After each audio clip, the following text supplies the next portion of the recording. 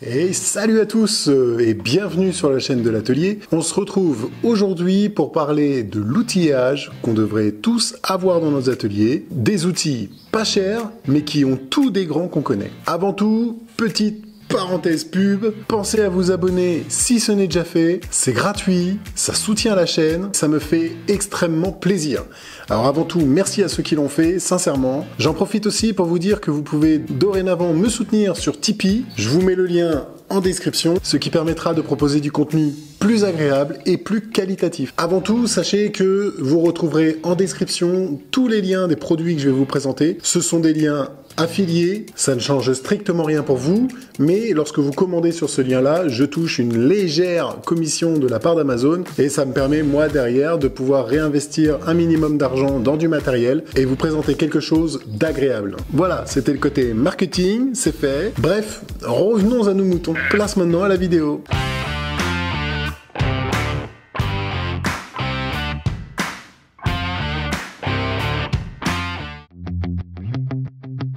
On va commencer par quelque chose de simple que chacun d'entre vous et moi-même avons tous par dizaines, voire par vingtaines. Il s'agit d'une boîte d'embout, mais pas n'importe quelle boîte d'embout. On a tous des embouts chez nous, de plus ou moins bonne qualité, mais ceux-ci sont un petit peu particuliers et je vous les présente tout de suite dans ma petite boîte. Je vais vous présenter une petite boîte d'embouts à choc. Ce sont des embouts Impact qui s'appellent. Donc voilà, c'est présenté dans une petite boîte Fatmax, c'est les boîtes Testac, ça s'appelle. C'est une boîte qui permet de se clipser sur les valises les Testac de chez DeWalt ou de chez Stanley en Fatmax.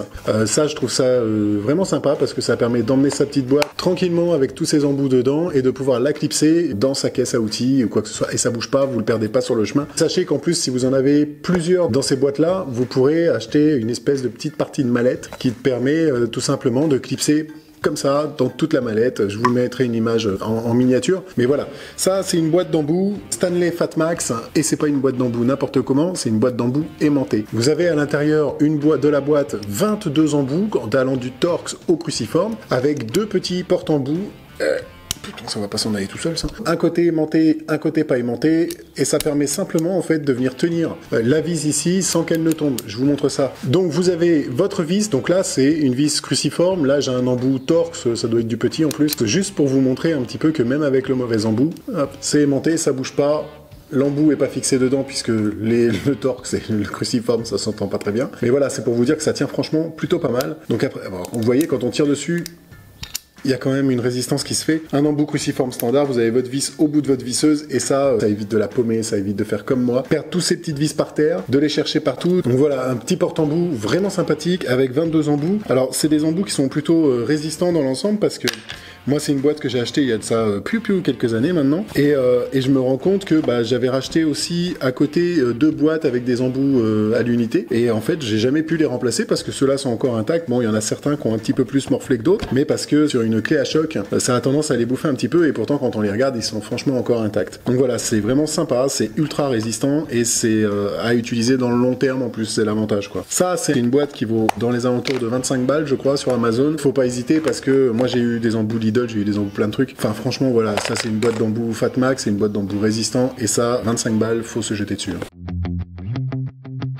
On va parler d'un second article, vous le connaissez tous, c'est un marteau, mais c'est pas n'importe quel marteau. C'est un petit marteau qui fait pas mal au bois, mais qui enfonce pas de clous. Alors oui, c'est pas courant, c'est une sorte de marteau maillé. C'est un marteau avec une tête en résine d'un côté et une tête en caoutchouc de l'autre. Ça évite les marquages sur le bois. C'est un marteau avec une poignée caoutchouc et les têtes sont dévissables en fait. Si vous avez par exemple un bout du marteau qui est usé, vous pouvez racheter juste cette partie-là et venir la clipser sur la partie du marteau qui est usée. Le côté caoutchouc permet d'éviter simplement les marquages sur le bois, donc vous m'avez vu l'utiliser quelques fois. Quand on fait de l'assemblage, souvent on met une petite cale, on tape avec un marteau. Là vous pouvez, alors mettre une petite cale oui aussi, mais vous pouvez surtout taper sur du bois sans que ça ne risque grand chose. Et ça coûte 10 balles. Quand on fait du bois, quand on fait de la menuiserie, là sincèrement vous pouvez y aller les yeux fermés. Article suivant.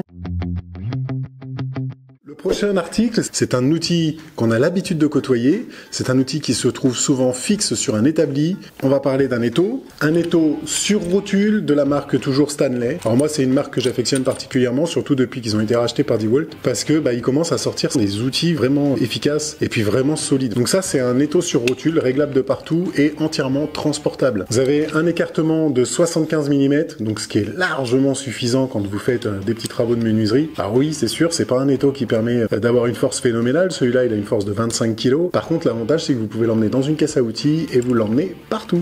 Ça se pose n'importe où vous le voulez, vous dévissez les parties qu'il y a besoin et vous le fixez simplement sur le bord d'une table, sur le bord de quelque chose. Vous desserrez la rotule tout bêtement et vous le dirigez dans le côté que vous avez besoin. Donc ça, je trouve ça super sympa. Franchement, ça permet de faire des coupes de meules, ça permet de faire du rabotage, ça permet de faire n'importe quoi, simplement avec un truc qui tourne comme ça et qui permet de se positionner dans le sens où on veut. Donc l'étau, il est tout en fonte. Vous avez une partie de mâchoire ici qui est en caoutchouc. C'est des outils que moi j'utilise, donc je vous en dis du bien. Je vous ferai une vidéo sur les outils que j'aime pas du tout et que je vous conseillerais pas du tout. Mais là, voilà, aujourd'hui, on va parler plutôt de ce qui fonctionne et ce qui est plutôt agréable. Donc là, vous voyez, c'est fluide, quoi. Et pourtant, il est pas graissé celui-là. Mais c'est fluide, ça se ferme bien, il y a de la force et c'est surtout ultra polyvalent. Et ça coûte 25 balles ou 28 balles, un truc dans le genre. Allez, on continue. Article suivant. Alors, l'article suivant, ce sont les ciseaux à bois. Alors, c'est des ciseaux à bois en coffret de chez Stanley, toujours. Vous avez sur les ciseaux à bois différentes tailles. Vous avez du 6, du 12, du 18 et du 25, si je dis pas de bêtises. Oui, c'est ça. Alors, c'est des ciseaux à bois que vous recevez qui sont déjà bien affûtés. Moi, je les ai jamais réaffûtés depuis que je les ai. Alors, autant vous dire que je les utilise pas tous les jours. Mais quand j'en ai besoin, je les sors et ça coupe, mais merveilleusement bien, en fait. Je me rends compte que des ciseaux à bois, j'ai vu des mallettes à 300 ou 400 balles. Vous êtes sur un coffret de ciseaux à bois à 23 € sur Amazon actuellement. Donc si vous êtes comme moi, que vos ciseaux à bois, vous vous en servez une fois tous les 15 jours, ça vaut pas la peine de mettre super cher. Si pour vous, les économies, c'est important quand même au niveau du matériel. Enfin voilà, pour ce prix, vous embêtez pas, prenez des ciseaux à bois de la marque Stanley. À l'intérieur du coffret, vous avez quand même une pierre à affûter et vous avez une petite beurette d'huile. Bon, c'est pas énorme, mais c'est déjà ça. Le coffret est complet. Autant en profiter et d'acheter des petits coffrets directement comme ça. Prochain outillage, ce sont les Bench Cookie Low Cost.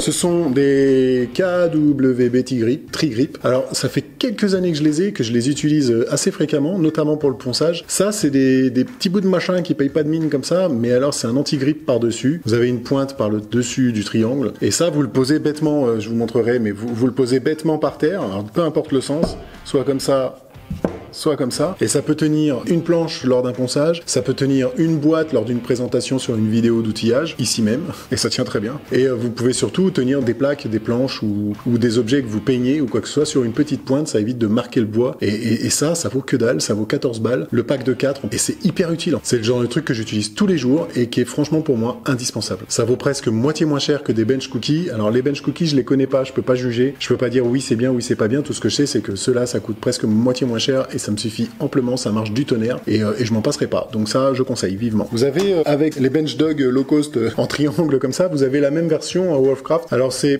pas réellement des Bench Dog parce que ça se clipse dans les trous des établis MFT. C'est un diamètre 20 mm et puis vous avez un côté pointe ici qui se démonte, clac, et vous avez un côté caoutchouc qui permet de venir maintenir une pièce ou quoi que ce soit. Sinon, vous pouvez enlever ça et ça vous laisse deux petits points de surface pour votre planche ou votre petit accessoire. Ça, c'est en complément de ça. Ça vaut le même prix. Donc après, c'est des choix perso. Ensuite, pour ceux qui font du rabotage, pour ceux qui font de l'assis sur table, pour ceux qui font du dégauchissage, on a tous vécu des moments de galère où on devait faire bouger notre bois par-dessus et que ça accroche la ferraille. On connaît tous le glisse-bois. Le glisse-bois, ça vaut une blinde, ça dure pas longtemps et qu'il y a juste un élément à prendre en compte, c'est que le glisse-bois c'est fait à base de paraffine et qu'on peut simplement acheter de la paraffine. Donc, moi je l'ai acheté en bloc, ça fait, je crois que j'avais acheté un paquet de 2 blocs. Ce bloc-là, il doit avoir à peu près 3 ans, 4 ans peut-être. Et il est toujours là, et vous voyez, j'ai presque pas gommé avec. Hein. Donc ça se met pareil sur des surfaces métalliques, sur des surfaces planes, pour faire glisser le bois, soit sur la raboteuse, soit sur la scie sur table, soit sur un rail de scie plongeante. Enfin bref, sur toutes les surfaces où vous avez besoin qu'un outil glisse ou qu'un bois glisse. Et ça coûte que dalle. C'est de la paraffine, et en plus, le jour où vous en avez plus besoin, vous pouvez faire des bougies. C'est quand même sympa les bougies aussi. Donc voilà, ça vaut rien, ça vaut 9 balles je crois les 500 grammes pour ce qui est les plus chers. Après je sais pas ce qui change au niveau du prix si la qualité de la paraffine n'est pas la même, mais ça vaut 9 balles les 500 grammes, faut pas s'en priver non plus. Donc ça à conseiller dans un atelier. Article suivant. Qu'est-ce qu'on a encore dans la petite boîte? C'est un démagnétiseur magnétiseur. Alors, je sais qu'il y en a beaucoup qui se disent ça sert à rien. C'est une babiole, alors ça vaut rien, hein, mais c'est une babiole. Mais sauf que ça, en fait, ça a le gros avantage de pouvoir aimanter les vis quand vous êtes sur un tournevis. Ça permet de désaimanter. Ça se dit ça, hein, oui. Quand vous n'avez pas besoin qu'elle soit aimantée sur un tournevis. Et je vais vous montrer comment ça fonctionne. Par exemple, je démagnétise mon tournevis. Alors j'espère que ça va marcher, hein, je vous le dis. J'avais une vis. Bah, j'ai plus de vis. J'ai récupéré une vis. Là, on peut voir que je le mets dedans, la vis, elle tombe. Oh, bah,